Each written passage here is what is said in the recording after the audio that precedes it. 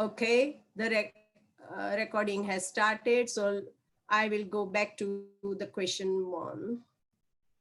All right, so I will have to repeat few things, sorry. Yeah, I have developed a position paper, and that is only about 3,000 words, and I have tried to bring up some points which are related to these questions, because I have been informed by that writing to develop these meta questions. However, we want some more narrative to explain why we have developed these meta questions, and therefore we need to dig into some sort of like into the literature and identify that. So our first methodology, related to our methodology, we have to do literature review. And with that literature review, we have to identify these meta questions. Now, in this literature review, mostly you will get qualitative analysis, content analysis, or qualitative analysis, or thematic analysis, you will say, right? So we will do that.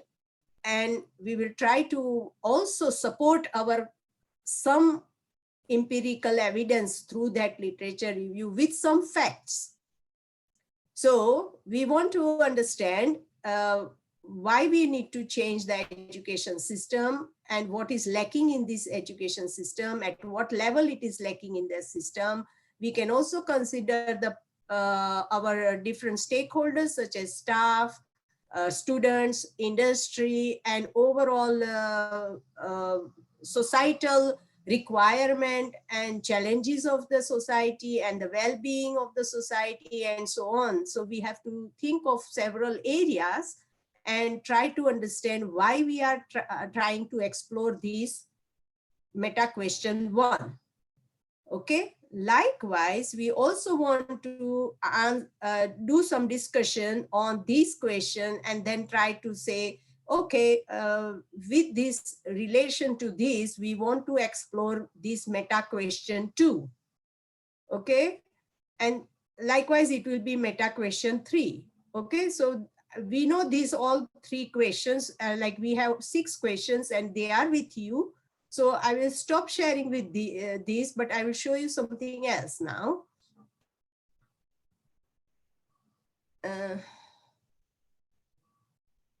So let me just open.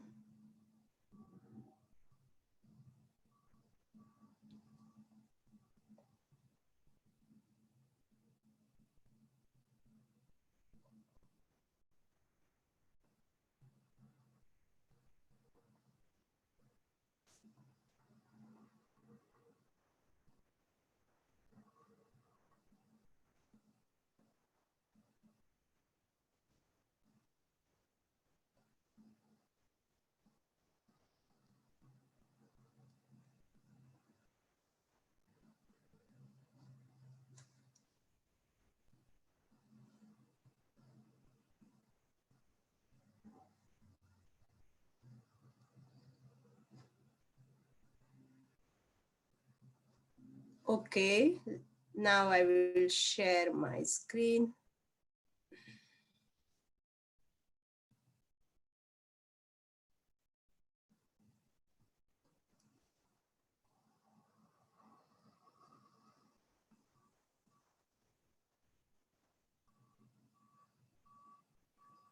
Dr. Renuka?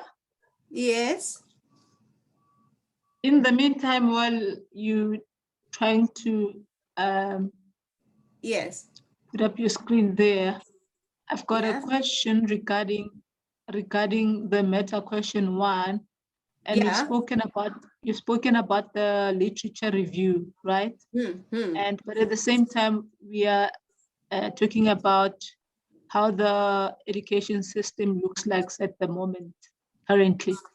So Yeah. I'm thinking that since how are we going to determine what kind of literature that will inform the question? What I mean Yes. by that due to what areas of literature we will dig in, right? Yeah, but as well as the idea of the impact of COVID-19, considering that a lot of work that is done around education, especially here in South Africa, it's not necessarily peer-reviewed type of literature. It's gray literature, where you find that it's some amendments of policies, but not necessarily formally so. It's some emergent type of literature, and as well as things in newspapers, things Yeah, that are exactly. not I understand that. academically. Yes, Yeah. I understand that. Don't worry about, like, I am saying literature in the sense of here now, because our scenario has changed, because we have social media and small bit literature nowadays coming very regularly out as a form of blog or as form of news or form of just a small amendments and so on. So we have to consider anything what we want. Okay, there is but we need to just mention the source where we have brought this information from. So I'm not too worried that it should be peer reviewed literature only.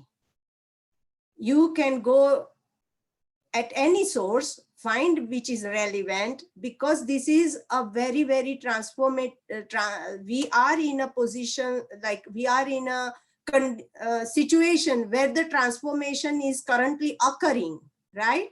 So I don't think we will get any certain answers, like certainty. There is uncertainty, lot of uncertainty. So it doesn't matter that uncertainty reflects into our literature, because current that situation is there. Okay, so we can't shy from there. So don't worry about peer review literature. Wherever, say for example, if I found a lecture on YouTube, I will put that my information from there and I will source that YouTube lecture. Don't worry about that. Okay, so it doesn't need to be peer reviewed.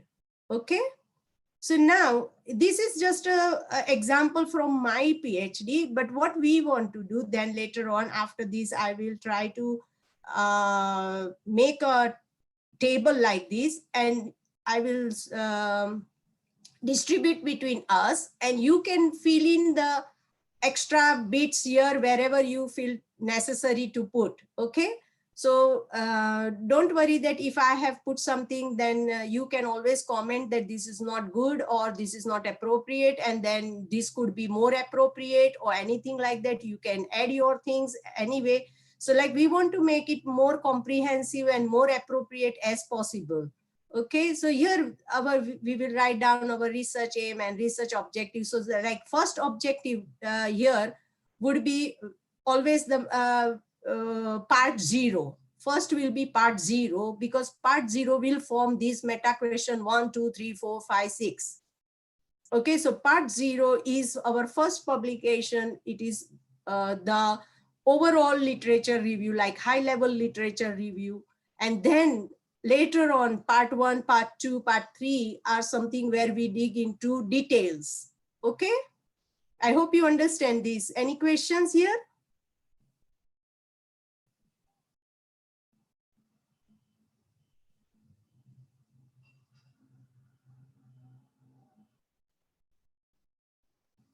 Okay, all good. All right.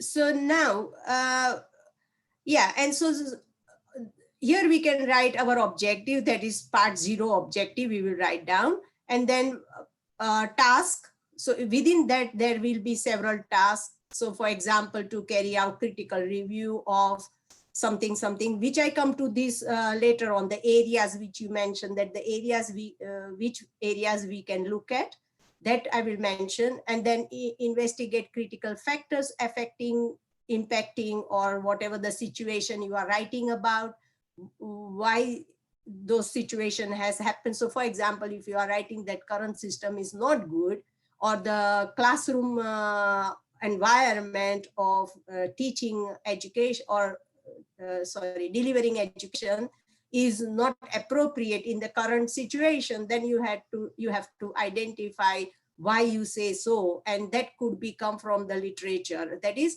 anywhere you think, and you can expand your own also in a way if it is your own experience. And then you can examine that, are there any concepts, perspective, underlying theories given to these, why we need to change, and in what relation it is framed or anything like that. So we want to give here empirical evidence as well as theoretical evidence to that concept, or sorry, that one line which you have mentioned. It could be a concept that the classroom environment is not suitable in current situation or going forward in the education system. If you are saying something like that, then we need to support that by some sort of empirical evidence as well as theoretical concept, which is going forward towards our system transformation of sustainable development goals or whatever it is.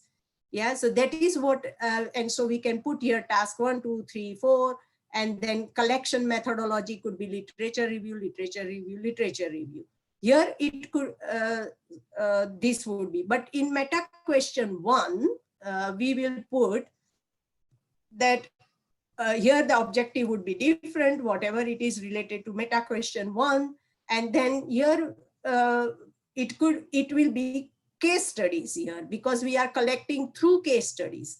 However, within the case studies, we are also doing literature review, as well as we are bringing in qualitative, quantitative evidence through analysis of that literature review. So here, it won't be only literature review, but it would be case study collection, literature review, it could be content analysis, it could be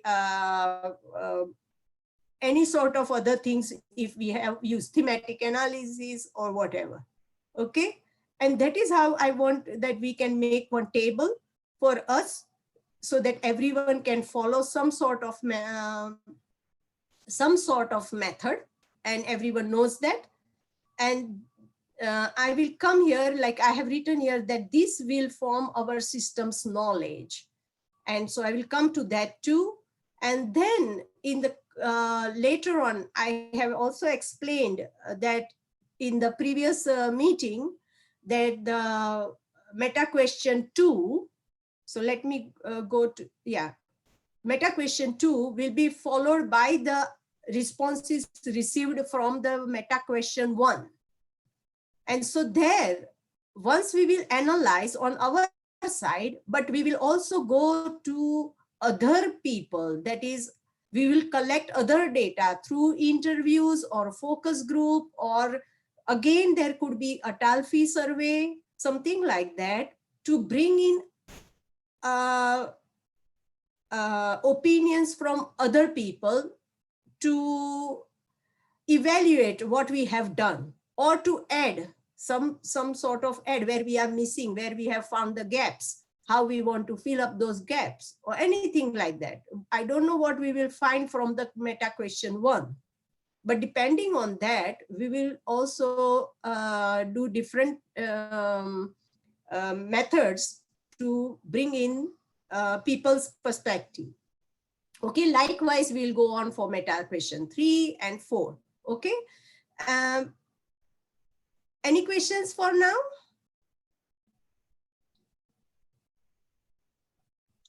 Can I ask, what do you mean by saying English housing system? For me, English housing system was housing sector, but just for England, and therefore it was English housing system.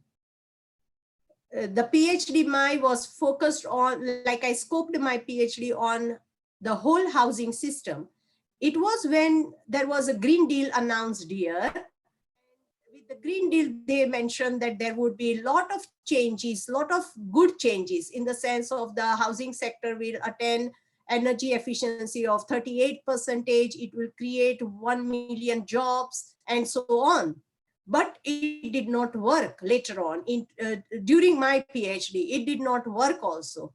So my question was that what was lacking in the system that did not allow such a good initiative or investment? Like I took 5 I's, So investment, information, innovation, initiative, and incentives. When you have all these 5 good factors like drivers to enable the system to move from one place to another, which is more sustainable, then also it could not do its job, then what is lacking in our system? That was my question I was exploring. And I found that it was lacking some strategic capabilities. That is something like leadership, something like regulations, and they were at different levels. That it leadership, that is individual leadership. You know, there are good, strong policies overall on a high level, that is global level, but they should be integrated into your meso level, that is current system, mainstream system. And also it should drill down to the bottom up, that is individuals. Individuals should take responsibility of understanding that policy, and they should be doing their jobs according to what is required for the system's transformation. And that is what was lacking. That is what I found. And therefore I found that the stakeholder engagement and also the understanding of complexity and delivering some actions towards changing the performance of the system would help to change the system. And that is why I relate this, my concept, to this education system also. And we want to understand what is required, what needs to be changed, and who needs to take the responsibility. And therefore, I have formed those questions around those things. Is that what I have replied to your question? Yes, but the follow-up question is that is it the context that we're going to work on?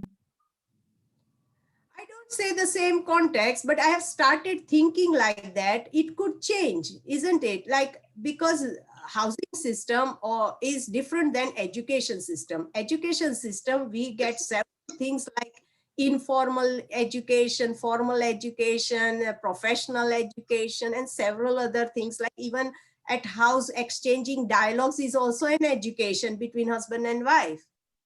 So I won't say that I'm taking the same concept. However, few underlying concepts, few underlying theories are very similar, which I'll come and share with you now. Okay, so let me share another thing with you now.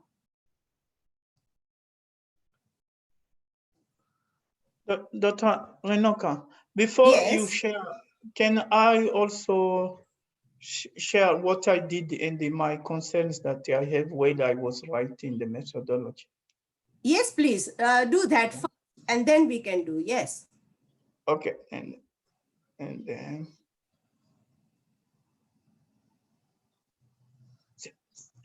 it's okay? Yes, it is okay. Yeah, we can see just what you do. You go to this view and make it broader if you can. Okay. No, this is okay. We can listen. We can see. That's fine. Carry on. Okay. For me, the first concern was what is our position in terms of the excellence in education system.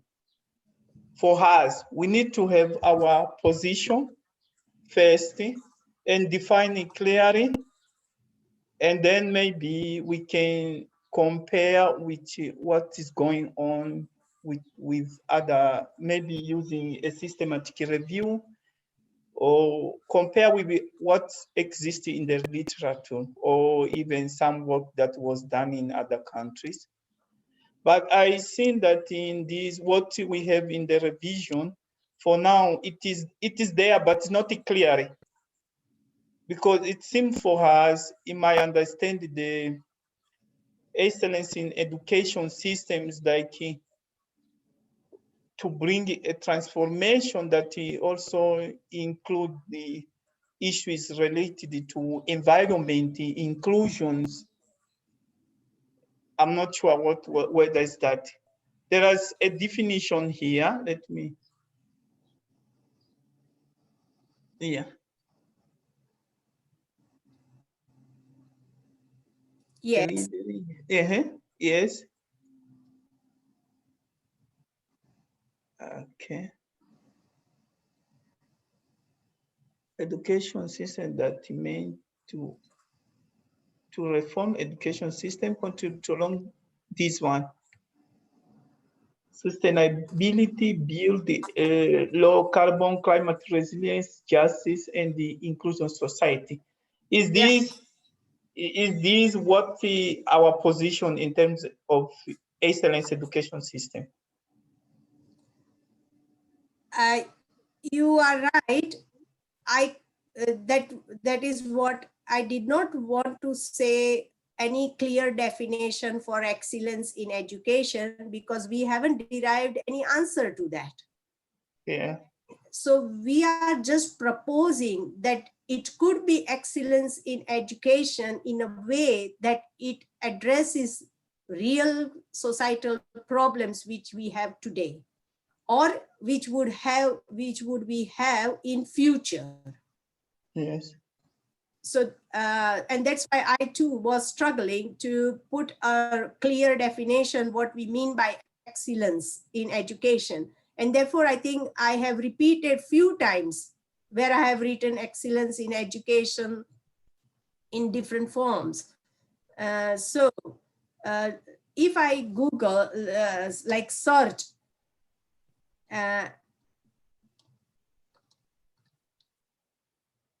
excellence here, and also then I have said that accelerating excellence in education is not only one aspect of the challenge. We need to figure out how to deploy excellence while increasing operational flexibility. Okay? It's okay. But then I think what we can do is just go to what exists in the literature, discuss it, and then we come up with our definition. We can agree all that we can come up with our definition of the excellence in education. I think Okay. that yes. Yes, I agree. We can come up with the definition for excellence in education. And what I thought that would be the conclusion of that first chapter, first publication. Okay. While discussing all these, we will, like when we are discussing all these questions and what we conclude, that can be concluded as, so you are right, then the objective of this publication could be something like we are trying to define what we mean by excellence in education. Mm-hmm. And later on, so this whole narrative will try to then drive our project Mm-hmm. to achieve, or to say, because we are having now definition, to tell that we want such a education system, right? Mm-hmm. And how we will move that system towards that excellence.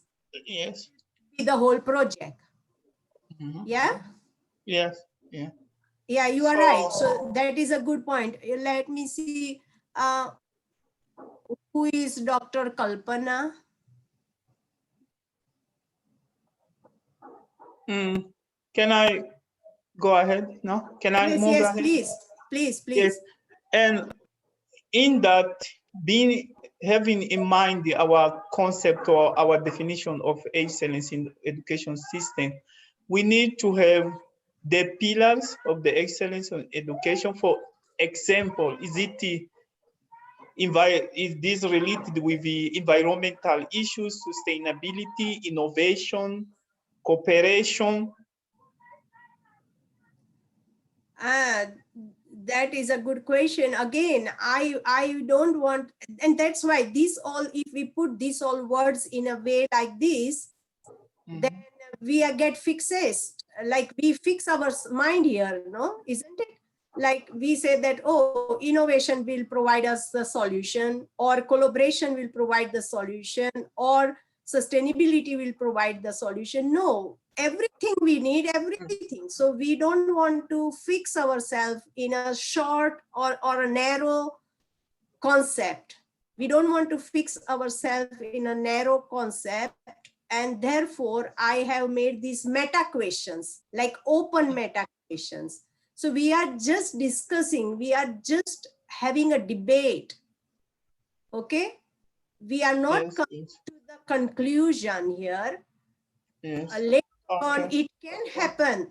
It can happen through this paper that at the end, we may write not a definite definition, but a concept of what is excellence in education and how that system could allow us to address the challenges of current as well as future societies. It's okay. Societies and economics, sustainable societies and economics. So we are trying to be broad, because we need to be broad in this sense that we cannot fix ourselves or scope ourselves now. It is not the time to narrow our, right? And therefore, I do not want, because as you see, if you have allowed yourself to go through the journey of sustainable development, you can see that the sustainable development concept has been so much widely debated throughout the world. And now we have such fluid definition, not a definition, but a fluid understanding of sustainability, that it has moved from the sustainable development overall goal of world to each and every activity of individual, that each and every individual decision making is now driven by sustainability, that even if we drive and eat, we think that are we doing that activities sustainable as possible or not. And therefore, I don't think we want to fix this. Yes, you have definitely tried to make something structured in a way that important questions before we move forward, good enough, but what I want is in other way, right? We don't want to put these questions first. What we want to discuss first, and then say that there is not a right or wrong answer to this, and therefore we want to explore our meta question 1 through this project.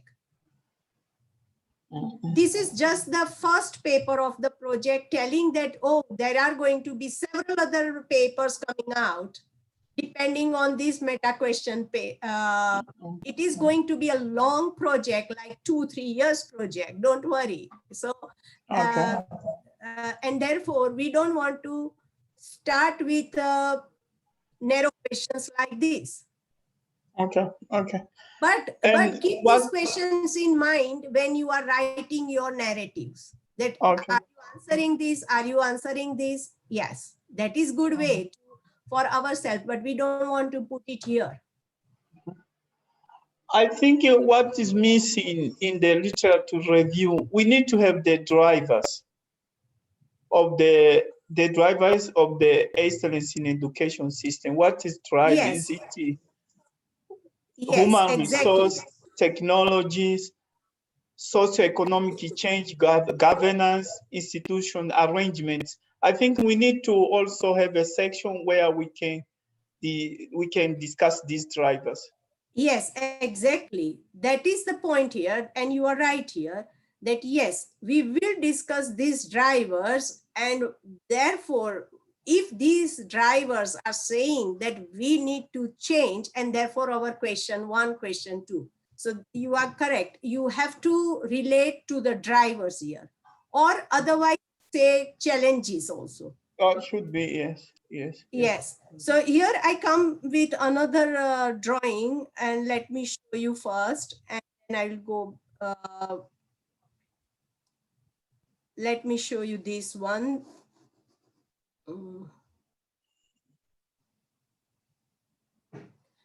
Could you stop sharing? Okay, okay.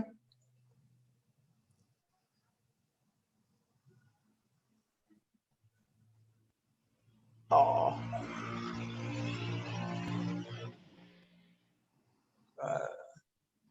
Yeah. Okay, thank you.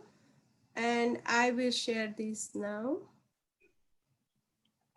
So here, again, this is example from my PhD, but then I will show you another example which I have tried to develop for our project, okay? So here what I have said, that main areas of literature.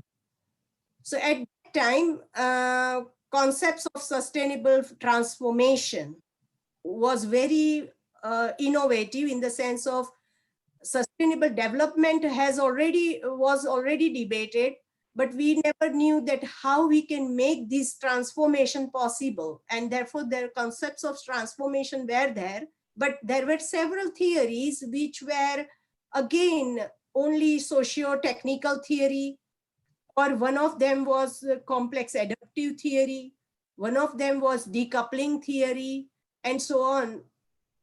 And I integrated all these theories to say that we wanted a broad concept of sustainable development so that it can include the framings of like social, economic, environmental, institutional, cultural, and so on. So like we have to be broad, and also at the same time we need to be specific to the place itself, because each place has a different culture, different socio-economic environment, socio-technical environment, and institutional environment, and all that.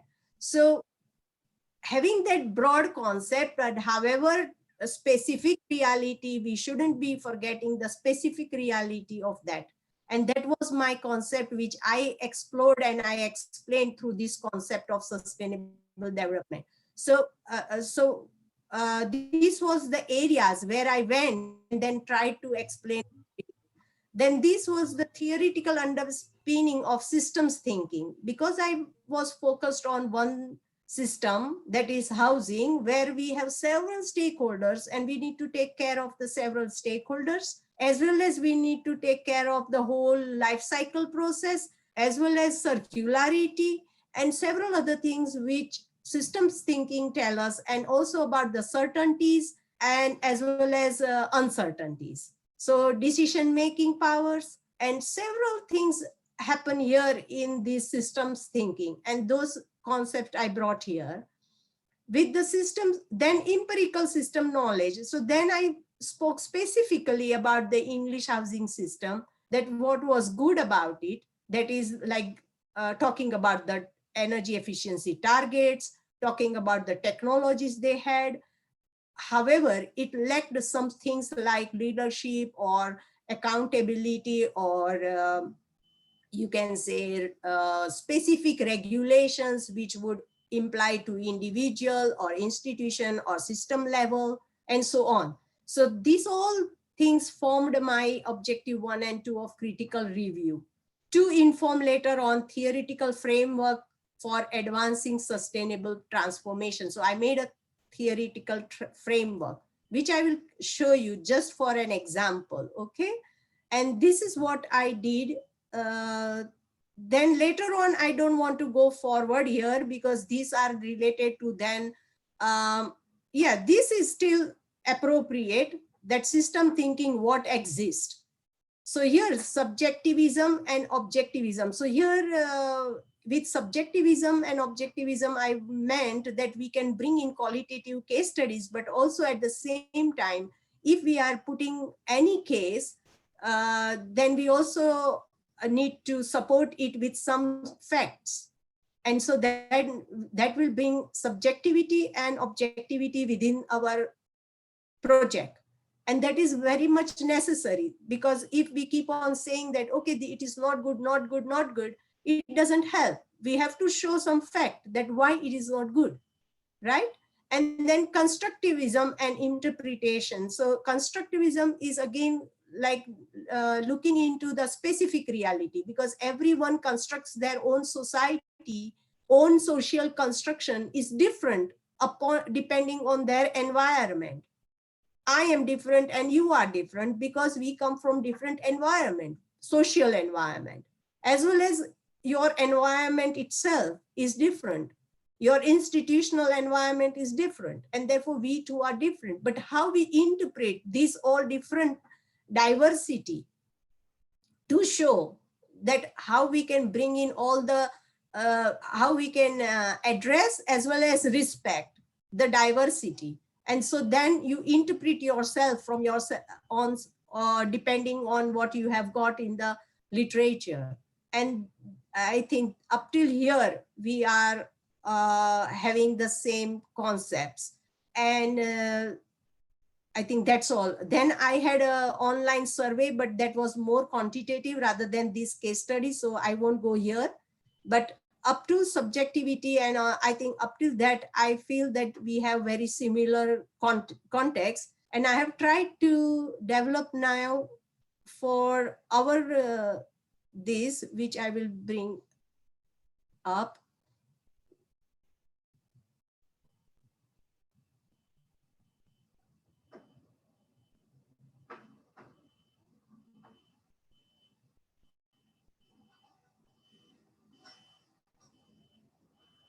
Okay, so here, main areas of literature, just now I think Aries was speaking about. So global challenges, and here you can, I have just put climate change, but I think it is important that climate change is also regarded as global challenges. So it could be global challenges like pandemic, climate change, or any other which you think of and which you come across during the literature. So global challenges. But then we have global sustainable development challenges also now, because sustainable development goals we are taking as a driver here. So Aries here, yes, if we are taking drivers, then I think main driver is achieving goal, sustainable development goals 2030 and beyond. Okay, so our main driver is this, because we want to allow our system to achieve this. Now, at a global level, I have seen that every country has SDG 1 and SDG 2 common. But then when it comes to SDG 3 or 4, then there is a difference between each country or globally. So it depends again on what context we have to put in. Like again, specific reality plays here. However, we don't want to go in each specific reality, but we can discuss overall challenges of global sustainable development, like globally what is happening and what are the challenges and why we need to have education as our vehicle to achieve that. And then, yes. Sorry, maybe if we can divide in two main regions or other regions, for instance, developed and the developing countries, because the challenges maybe are similar in developing and developed countries. Yes, I agree. This is just an overall topic, okay? Within that, we can definitely bring all these differences or similarities. So first we can start with similarities that, okay, overall, these are the problems. However, getting in, so as I said, for each of these areas, we can write 1,000 words and we need to dig into detail. So first we will write an overall thing and then we can go deeper and deeper into specific things. And definitely we can bring in developing countries and developed countries, difference between maybe low income, medium income, high income countries, or you can also bring a difference between depending on the weather, that is hot countries and cold countries. You can also bring differences in relation to global south and global north. So whatever you feel appropriate there can feel that in the literature. Okay. And then climate resilient development pathways, because climate resilient, we want that to be overarching again here. So these are main themes I have developed, but you can feel free within this theme to put something different or not sorry different, but going into details of what you relate with it. Okay. Then role of education, theoretical underpinnings of sustainable development. And here I meant that broad concept of sustainable development, that we don't want to leave out anyone. We want everyone, like diversity, inclusivity, and accessibility should be there here, which would bring all the countries of the world under here. And then systems thing, and then overarching of all these, what are the theoretical underpinning here are systems theory, sustainability, and innovation theory. So you might be looking at the same words here, like the same things what you are thinking, but I have just made these columns for us to understand that we need to put all these things in main areas of literature, and depending on these, how we form, we can form these empirical evidence of this will be later on. And based on these main areas of literature, we will form our questions.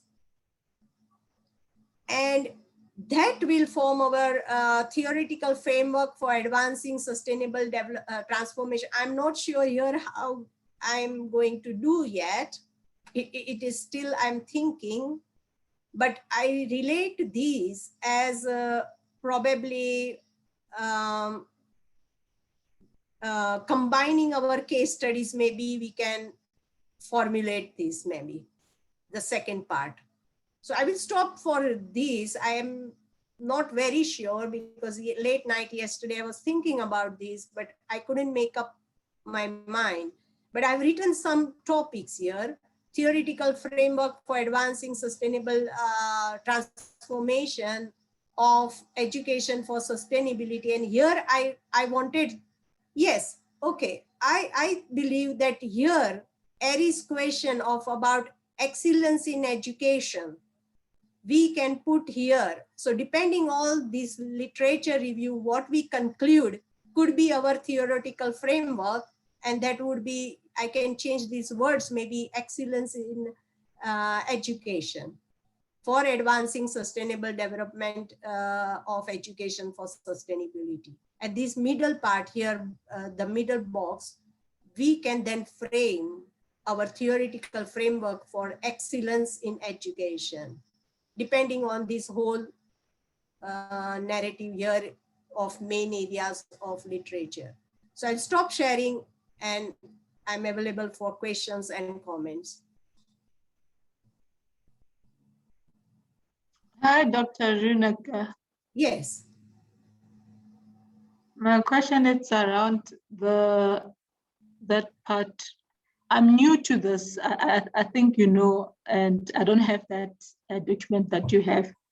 Don't worry. But my question is, but your questions help me to also think of what we need to see. The question of role of education. So what education? We've got role of education in general, or environmental education, or early childhood education, or higher education, or the one that is non-informal education. So what education are we talking about? That is for me, education, I mentioned that it is open education in the sense of anywhere you get that education. Even reading a notice is an education for me. So it could be formal, informal, whatever. As I said, exchange of dialogue within the family is also an education. Like if I know what is energy efficiency, and if I say that I'm going to shut down this heating and put a cardigan, then, and if I tell this to my family, and then that is also an education. That is what I feel, that education is everywhere, and we need to make sure that this education is driving us to achieve sustainable societies and economies. So the reason why I'm asking is that the SDGs are about environment. So, No, and SDGs are not about environment. SDGs are not about environment. SDGs are about society, whole global well-being. They are about health. They are about clean water, etc. Yes. They are about climate change. Yes. They have some emphasis on more on environment, because environment, our economy depends on our environment, and therefore it could sound like that, but it also focuses on inequality everywhere, that is income inequality, gender inequality, educational inequality. So I won't say that SDGs are focused on environment. SDGs are made after several debate, they are debated throughout the world, and they are made for people, and it is made for the people of the globe, that is world people. And so I think they are not focused only on this environment. I'm sorry, I'm going to read this, some of the chat from Dr. Kalpana Chaudhary. Hello, Kalpana, how are you? Hello, I'm fine. Let me. Good to see you here. And yes, please carry. I'm If you want Dr. to carry Kalpana on. Chaudhary. I am Yes. working with the NGO, and also I'm connected with the teaching profession from last 22 years. Basically, I'm connected in technical teaching profession. And I just wondering your question, meta question 2. Just I realized that you mentioned that we have to make a student ready to get the job. But in education scenario, I have observed that there are a lot of competition in educational institute to give the quality education through different innovation. And in today's era, after pandemic, or now during pandemic is going on, during this period also, each and every educational institute trying to give the knowledge to the students from the distance. And there is a lot of competition, and because of this competition, students are getting a more benefit, more knowledge. Only thing is that from the distance education, students are not getting any practical experience, because they cannot perform the practical from the distance. So how we can drive further to get the practical knowledge to the students from the distance education, because we don't know this situation will continue furthermore 1 year or 2 year. So what we can do for such students that they could not realize the practical experience in their education? So how we can prepare the students for the job?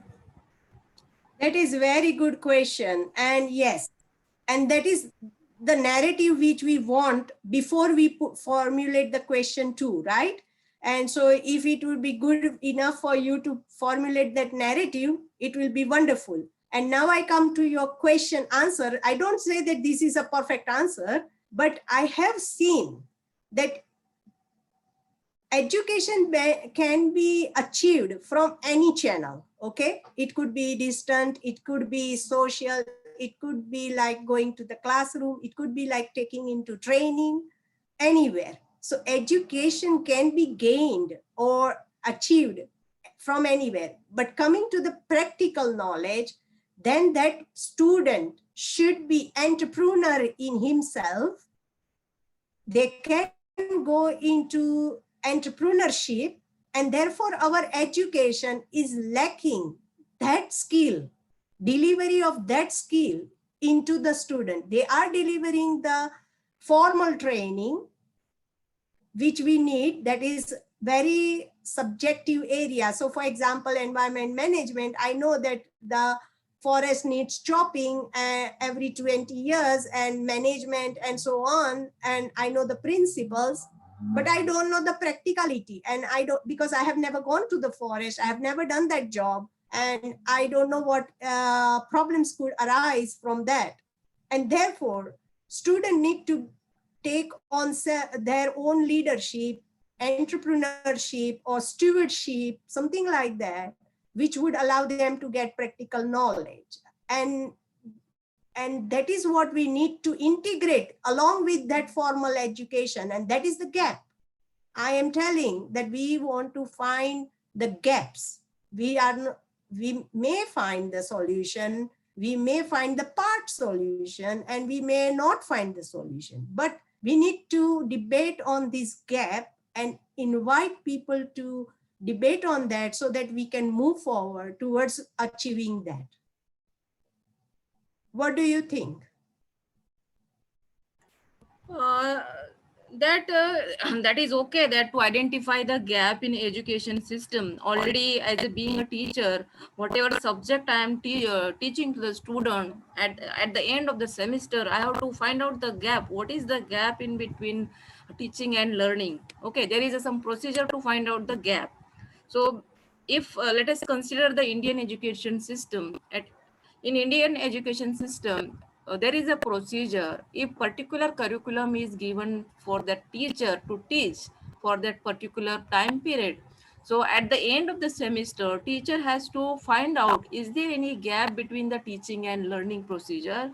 For that, teacher has to do the analysis, and based on that analysis, means we have to implement some feedback system for the students as well as the teachers, and we have to find out if is there any gap in the teaching learning procedure, or is there any loophole while presenting your content, or is there any lack of practical experience. Based on that, we can identify the gap in the teaching learning process. But after that, identifying the gap, we need to find out the solution, how we can fill up that gap. And this is not only one way. We should get the response from the student side also. We need to find out the willingness of the student also. If learner is ready, then only teacher can teach. No, Kalpana, you are talking about very, very strict content or the curriculum, right? Curriculum, that is happening everywhere, year by year or term by term or semester by semester. We go through the curriculum, we try to establish that, okay, we have delivered these skills or this learning to the students, or depending on what they have put into assignment, we go through that. Yes, yes. Let me talk about in general teaching learning. Suppose inside my house, I want to teach my daughter how to cook this food. Nowadays, students are very advanced. They search in digital platform how this food can be cooked properly. They are not dependent on us. They study on their own. If they want to learn for a particular thing, that they want to cook any food or they want to go for shopping, they search on their own. They are not dependent on the parent, or they are not dependent on the teacher for general things. But for the study purpose, to learn particular content as per given in the curriculum, they are very much dependent on the teacher. But if you consider that is what we want to change. That is what we want to change. Have you ever, like, I am not talking about the curriculum only, and not only particular the learning that is in the curriculum, okay? If we are talking about the curriculum, let me tell you my experience. I bring in the videos. I tell students to go to see this YouTube video, so that they can get exposed to the external world, so that I'm not only telling my teaching them, like whatever I know, I am exchanging that knowledge to them, but I'm also bringing other people's knowledge to them and making it wide, okay? So that is just about curriculum. And what is bad if they are going to the YouTube and other things? There is nothing bad in that.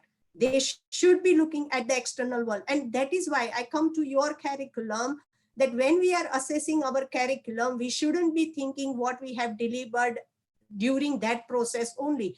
But we also need to think what has changed externally in outer world and what we need to bring that in our world, in our curriculum, in our curriculum, because we need to understand, and there are several people saying that the future 10 years, it will be not a world of knowledge. Like just now it is knowledge economy, but future world will be creative economy. And how to be creative, it depends on what education we have imparted, the way we have taught them the skills. So we just now it is just the taught knowledge, like we deliver and they grasp, but we don't want that.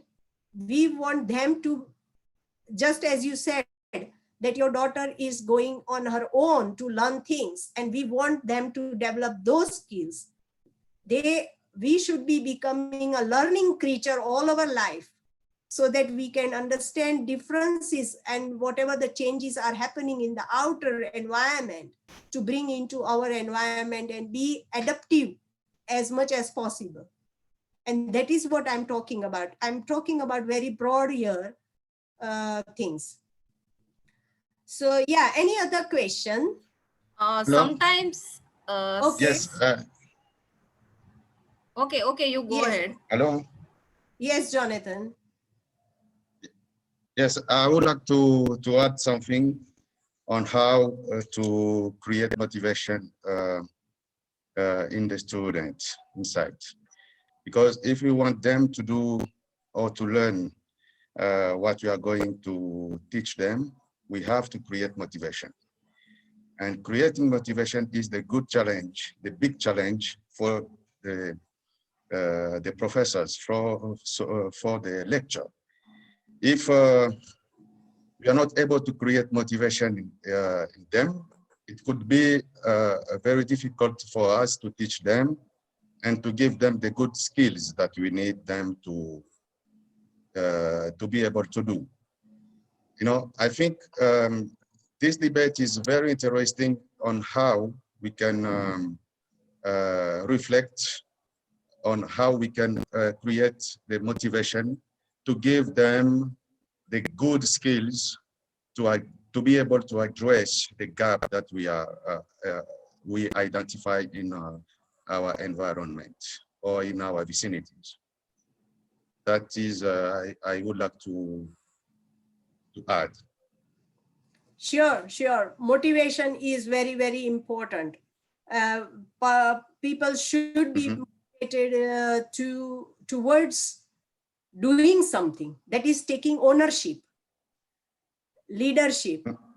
Motivated, then only I am motivated today to impart something to the global south, or to bringing global south and global north together, and that's why I'm running this. I'm trying to input these all things, right?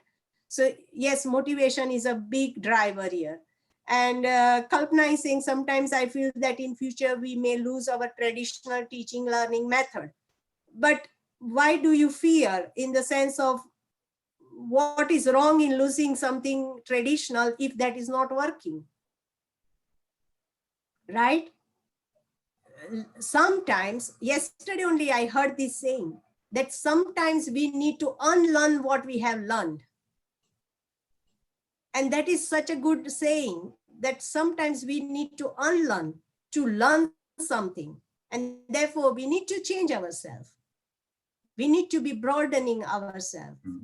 We need to stick to the traditional teaching. And if you go back very, very traditionally, there were no classrooms. They were teachings or like done in open environment, going in, doing into practical things. And then we moved to the classroom. So why can't we go back to that more traditional thing? So it is not something like going back. Don't go back. What has evolved has been evolved due to the changing environment. And therefore we need to evolve more towards the changing environment. We need to accept what is changing, and we need to develop our skills towards what is changing, right? So that is what we want to go ahead. We are not talking here only of teacher and student. We are talking about education. Okay, so education needs to be something like I'm talking about even the senior manager, high level senior manager. So for example, Amazon CEO, what type of education he needs now? He needs to also to think about sustainable societies and economies. So where he needs to invest, where he needs to put his workforce, and that because he is the person who can change the whole scenario because he's leading. And so he needs to do better decision making. And so he needs to be better educated about how we want our social, sustainable societies to go.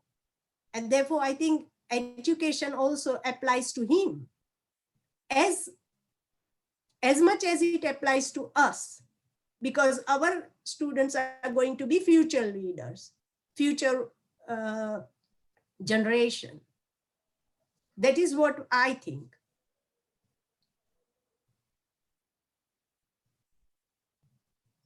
Yes, so any comment? I just have a quick comment. Yeah. So let me just finish to share here, because the idea was to write the methodology, isn't it? Yes, yes. Yeah. And let me.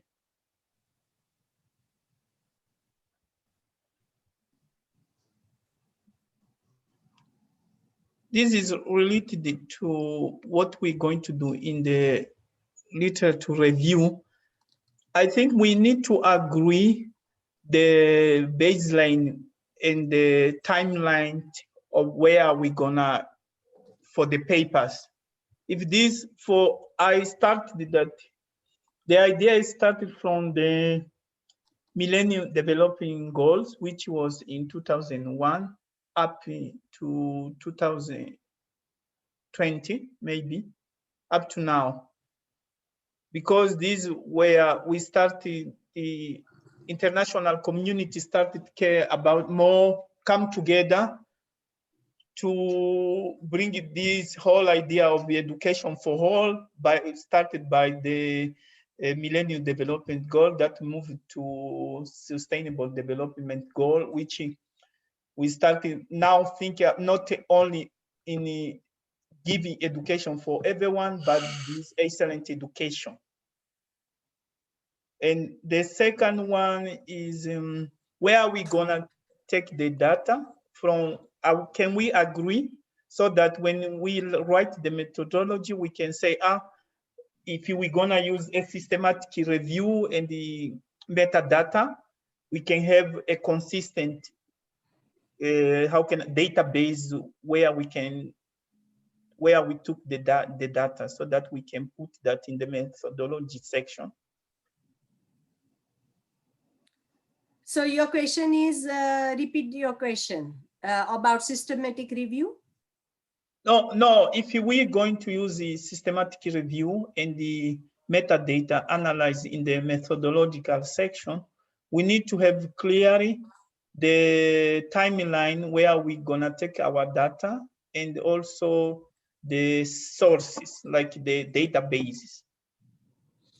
I would say yes, systematic review can be done, but what happens with the systematic review? We might come across like I would say we would review only relevant rather than systematic. I can understand systematic review, but it would bring up many things, isn't it? And many of the things are not peer reviewed, as already Murakana mentioned. Yes. And we need to go to social and other sites or newsletters and we have to dependent on other things as well, which have not been peer reviewed yet. They are in developing state, isn't it? And so would that systemic review apply to our as a methodology here? My question was something like that. I don't know if you understand. Like, Yes, Worried. We are definitely doing a review, but we are doing only critical review, I think, not a systematic review. What do you say?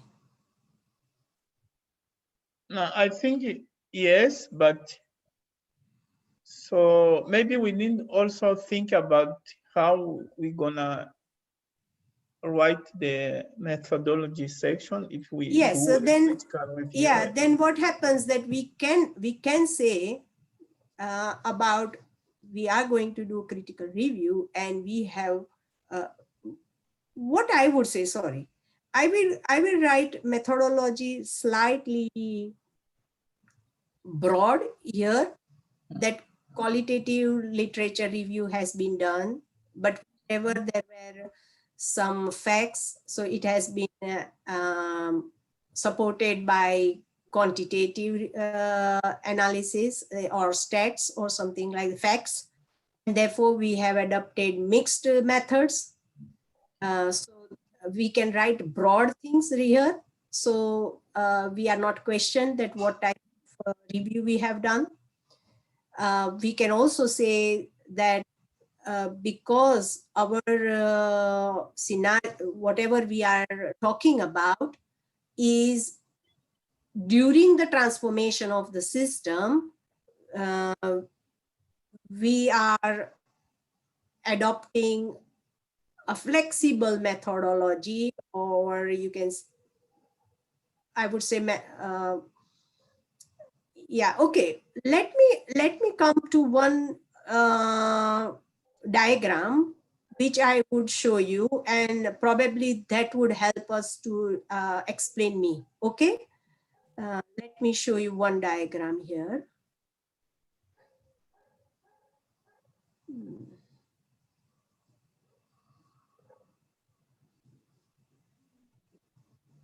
Just hold on.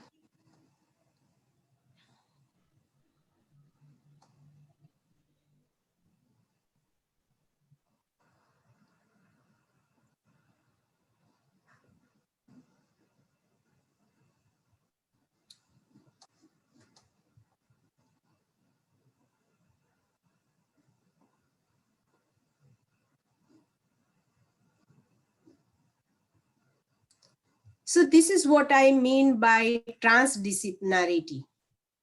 So we are going to apply a transdisciplinarity method, where here I have written chemistry, biology, and so on. However, this is just an example to show that we have been disciplined, like we have developed a wide or detailed knowledge of each discipline. And then we have applied into certain applications. So these are applications. Okay. Hold on. I have to share something else. Wait a second.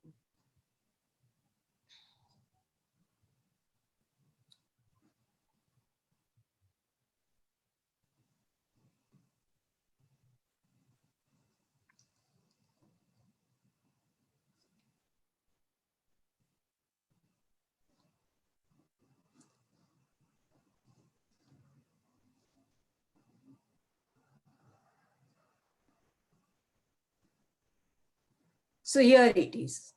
All right. So this is what it is at empirical level. So what exists? And that is what we have already done. Some facts we know. For example, climate change. We know some facts about it through chemistry, biology, and so on. But then we can apply that. That is pragmatic level. And this is at agriculture or engineering or forestry, and we have applied that. These are the applications of our empirical knowledge. And then we have done further things like designing it better, how to do that. These are all processes. So what we can do, what we want to do, and that we have applied all this both knowledge here at level 3. However, we have to think about our value, that what we must do, and that is sustainability. So we have to think each and every application of our knowledge valued at sustainability. So our philosophy, our ethics should come first, level first, that whatever we are applying, whatever we are doing, are we doing with our value applied there? And this is called foundation of this transdisciplinarity. And I would say that we are applying this theoretical methodology in our project. So that is what we will start with. And the second slide, I will show you. Just a second.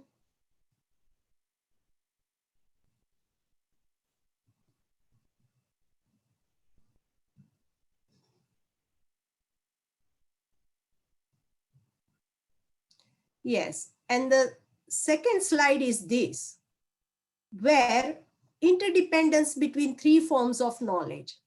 So empirical knowledge here about the whole system, that is uncertain knowledge about the genesis and possible development of a problem, and about problem interpretation dependent on perception of goals and options for change. And the challenge is on and dealing with uncertainties through real world experience. And here, this whole, our literature and case study will tell us about all these things, systems knowledge. And that is what we are gathering in part 0 and part 1. And then later on, we will come to this pragmatic level. So part 2, 3, 4, 5, and 6, we will collect target knowledge. That is, we will go to each and every stakeholder to identify what is their opinion. And then we will try to find consensus between those opinions. That is similarities and dissimilarities. And we will explain those things. So that is called pluralism of norms and values, depending on views of system relation and options for change. And so the challenge is like clarification and priority setting of various values in relation to the common good as a regulatory principle. And so this is what we are going to do in part 2, 3, 4, 5. And then later on, last part 6 will tell us this, transformative knowledge. That is technical, social, legal, cultural, and other options for change depending on the views of system relations and goals. And there, here we have challenge of learning how to make existing technologies, regulation practices, and power relation more flexible. And that is what this whole project will be, transdisciplinarity project. But these are all theoretical concepts of our methodology. The practical methodology is what you are telling, Aris. So I'll stop sharing here.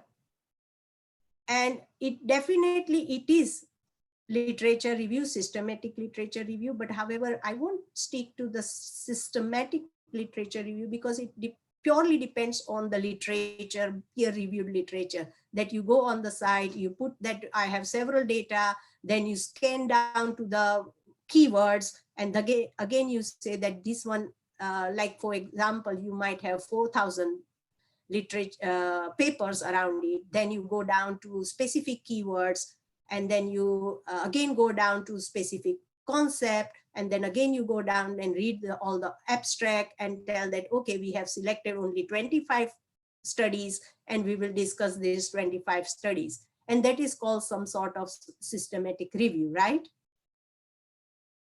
Right? But then what happens in these type of things, we may lose our attention to something out of box, out of our narrow thinking of that, okay, we want to focus only this. This is okay for someone who is doing some research on, say, wind velocity, how much ampere power will it produce, okay, something like that.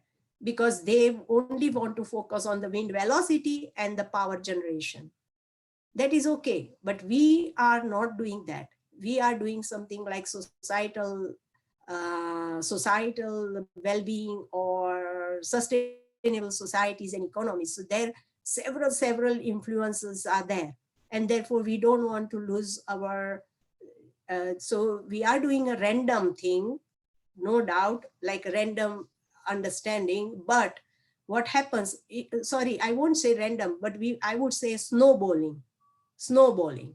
That is, if we take one literature and we find that they have said about 5 concepts, then we will go to those 5 concepts and explore, and that will say some other 5 concepts, and we will explore those 5 concepts, and so on. And that will show us an holistic understanding. They will give us an holistic understanding. What are your other views now? If anyone want to comment, or Aris, you are free to tell me something which you don't understand. No, it's okay. It's okay. So we start from literature from 2001 up to now. Is it okay?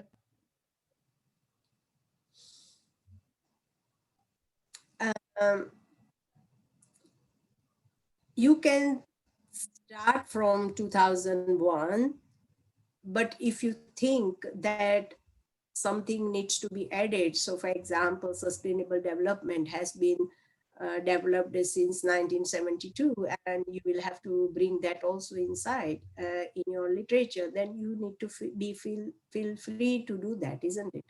I won't scope anything. This is very broad. You need to think of very broad. I won't narrow down to anything. Okay. Yeah, you can say that we spatially, you can start from current situation, and then if some theories go back, you can bring that theories in. That's all. And that is what you need to tell. I will send you this information if this is useful, which I showed you. Okay. Yeah? Yeah, sure. And you might be able to read that. Like it is from my PhD only, so probably you can just read those parts and probably understand what I mean by transformative. So we are going to start as writing as first as transformative project, transdisciplinarity project, sorry, and then we can bring in all different methods. This is methodology, not methods. Methods are all different, techniques are all different that we can apply. And it will apply mixed methods, quantitative and qualitative, mixed methods, wherever appropriate. And that is what we will say.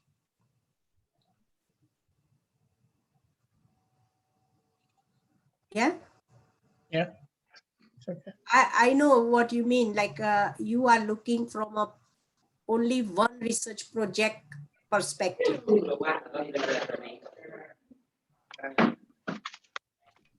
And that is what we do in students project or PhD project. But we need to now look at very widely. This is very wide thing and broadly, okay?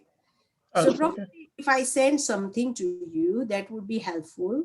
And still we can discuss. That is not any, like a hurry in the sense of, what would I suggest? Whatever you have written down, you can send it to me, and then probably I can put some comment that we can change here or there or something like that. And that would be helpful to you. Yeah? It's okay. Okay. All right. Thank you very much, everyone, for today's meeting. And we will continue this discussion in the following meeting. All right. Bye-bye. Thank you.